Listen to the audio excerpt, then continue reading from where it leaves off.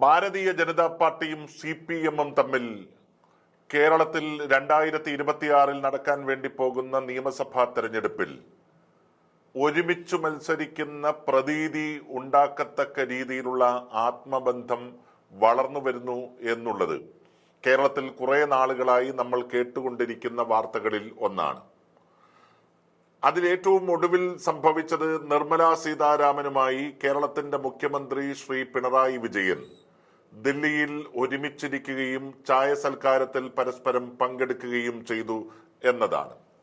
പക്ഷെ ഈ വിഷയം കേരള നിയമസഭയിൽ ഉന്നയിക്കപ്പെട്ടപ്പോൾ വളരെ കൃത്യതയോടുകൂടി അദ്ദേഹം മറുപടി പറയുകയുണ്ടായി. കാരണം രണ്ടുപേർ തമ്മിൽ പ്രധാനപ്പെട്ട വകുപ്പുകൾ കൈകാര്യം ചെയ്യുന്ന ഒരു കേന്ദ്രമന്ത്രിയും ഒരു സംസ്ഥാനത്തിന്റെ മുഖ്യമന്ത്രിയും തമ്മിൽ ഒരു ഗവർണറുടെ സാന്നിധ്യത്തിൽ കൂടിക്കാഴ്ച നടത്തുക എന്ന് പറയുന്നത് അത്ര വലിയ കാര്യമല്ലെന്നും അതിനകത്ത് തെറ്റായ വ്യാഖ്യാനത്തിനിടമില്ല എന്ന് അദ്ദേഹം സൂചിപ്പിക്കുകയുണ്ടായി. പക്ഷേ പ്രതിപക്ഷം സ്വാഭാവികമായും ശ്രീ NK പ്രേമചന്ദ്രനുമായി ബന്ധപ്പെട്ട് നരേന്ദ്രമോദിയോടൊപ്പം അദ്ദേഹം ഇരിക്കുന്ന ഒരു ചിത്രം പങ്കുവച്ച കാര്യം തുടർച്ചയായി പ്രതിപക്ഷം ഉന്നയിക്കുന്നു. പക്ഷെ ഇന്ന് മറ്റൊരു പ്രധാനപ്പെട്ട കാര്യം കേരള ഹൈക്കോടതിയിൽ നടന്നു.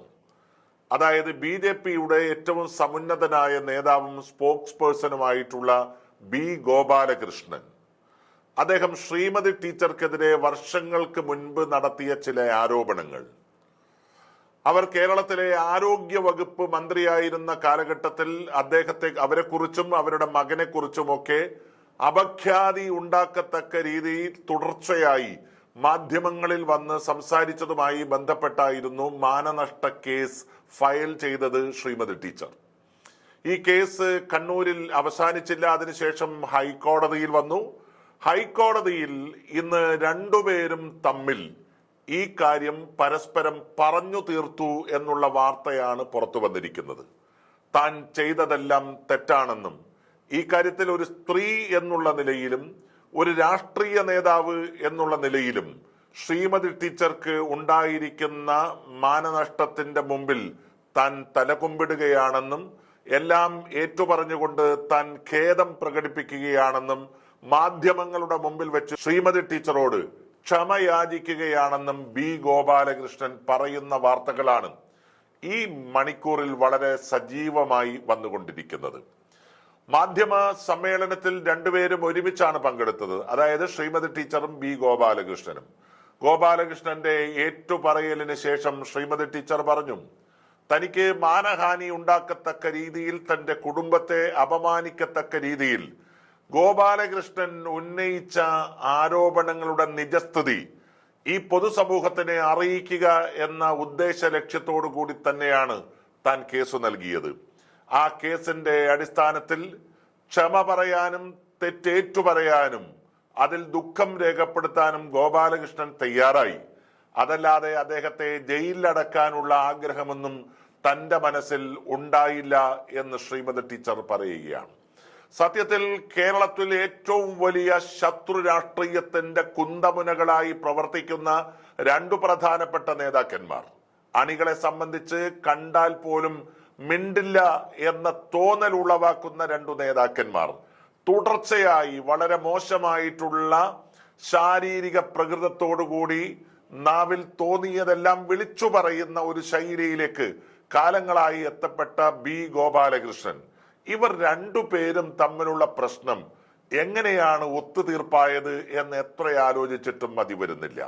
സത്യത്തിൽ കേരളത്തിലെ പൊതുസമൂഹം ചിന്തിക്കുന്ന രീതിയിലുള്ള അഭിപ്രായ വ്യത്യാസങ്ങളോ അല്ലെങ്കിൽ വ്യക്തിപരമായിട്ടുള്ള ഏതെങ്കിലും രീതിയിലുള്ള അപകടകരമായിട്ടുള്ള ഒരു സ്ഥിതിവിശേഷമോ ഈ രാഷ്ട്രീയ നേതാക്കന്മാർ തമ്മിലില്ല എന്ന് വ്യക്തമാക്കുന്നതാണ് ഇന്നത്തെ ഈ ഒത്തുതീർപ്പ് എന്ന് പറയുന്നത്.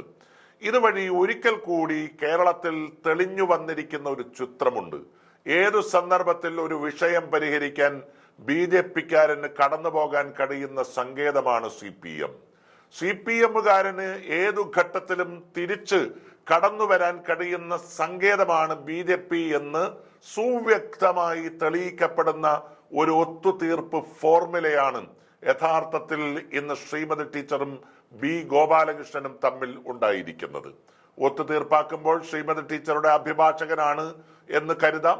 ശ്രീ അരുൺകുമാർ, അദ്ദേഹവും മാധ്യമ രംഗത്ത് വളരെ ശ്രദ്ധേയമായ രീതിയിൽ ഡിബേറ്റ് CPM-ന് വേണ്ടി, ഇടതുപക്ഷ ജനാധിപത്യ മുന്നണിക്ക് വേണ്ടി സംഘടിപ്പിക്കുന്ന വ്യക്തിയാണ്. അദ്ദേഹവും കൂടെ ഉണ്ടായിരുന്നു എന്നുള്ളതാണ് എടുത്തു പറയേണ്ട ഏറ്റവും പ്രധാനപ്പെട്ട കാര്യം. അപ്പൊ തുടർച്ചയായി CPM-ഉം BJP-യും ബദ്ധശത്രുക്കളെ പോലെ പരസ്പരം പോരടിക്കുമ്പോഴും മറുഭാഗത്ത് അവർ തമ്മിലുള്ള ആത്മബന്ധത്തിന്റെ അന്തർധാര അതിശക്തമാണ് എന്ന് തെളിയിക്കുന്ന ഒരു നിമിഷം കൂടിയാണ് ഇന്ന് കേരളത്തിൽ നമ്മൾ കണ്ടിരിക്കുന്നത്. കഴിഞ്ഞ കുറെ നാളുകളായി CPM BJP നേതാക്കന്മാർ തമ്മിലുള്ള ബാന്ധവത്തെക്കുറിച്ച് തുടർച്ചയായ ചർച്ചകൾ നടക്കുന്നു. ഏറ്റവും ഒടുവിൽ കേരളത്തിൽ ഭാരതീയ ജനതാ പാർട്ടിയുടെ സംസ്ഥാന അധ്യക്ഷ പദവിയിലേക്ക് എത്തിയ ശ്രീ രാജീവ് ചന്ദ്രശേഖർ, അദ്ദേഹവും കേരളത്തിലെ UDF-ന്റെ മുന്നണി കൺവീനറായിരുന്ന ജയരാജനും തമ്മിൽ ബിസിനസ് പാർട്ട്നേഴ്സ് ആണ് എന്ന വലിയ ബന്ധമാണ് പുറത്തു വന്നത്. അങ്ങനെ നേതാക്കന്മാർ തമ്മിൽ